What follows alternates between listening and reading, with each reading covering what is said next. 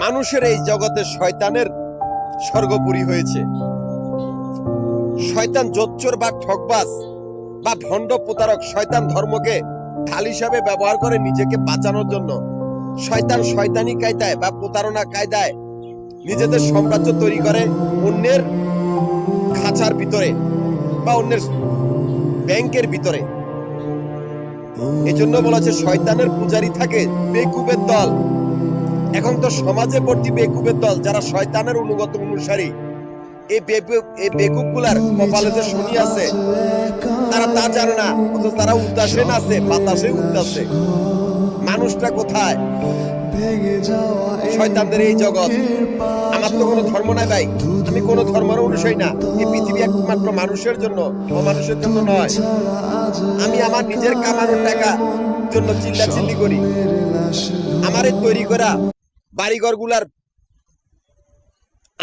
বাড়িঘর গুলার ভিতরে বা আন্দি বান্দি কতগুলির পোলা পাইন বাবুগিরি দেহাইতো বলি আমার এই ব্যবসা প্রতিষ্ঠানগুলোর সামনে আস্তানা গেড়েছে।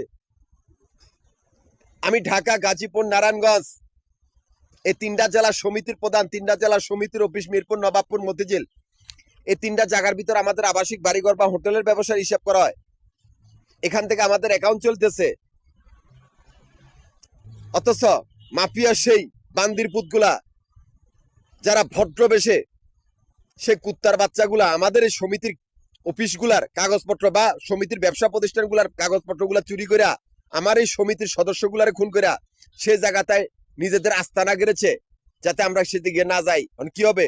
সেই জায়গাগুলোর ভিতর আমি আমানত দিয়েছি অল সামাজিক উপজাতি, মিরপুর, নবাবপুর, মতিঝিল, এই তিনটা জায়গার ভিতরে জল্লাদখানা, যাতে এই কুকুরগুলারে কল্লা কাটে। মাফিয়া গ্রুপটারে আমি কি ঘৃণা করি, তার থেকে বেশি ঘৃণা করে এই লোকগুলা। তোদেরকে পাইলেই মারবে, যেহেতু তোরা শয়তান আর শয়তানের অনুসারী থাকে বেকুবের দল, যারা উতাসে উড়ে বাতাসে মরবে। শয়তান আর বেকুবের দল ভালো মানুষের কিচ্ছু করতে পারে না, এরা ভীতু হইয়া মরে। কেন জানো? ওদের কপালে শনি থাকে, ওরা তা জানে না। তারপর ওরা আনন্দে মাতোহারা থাকে।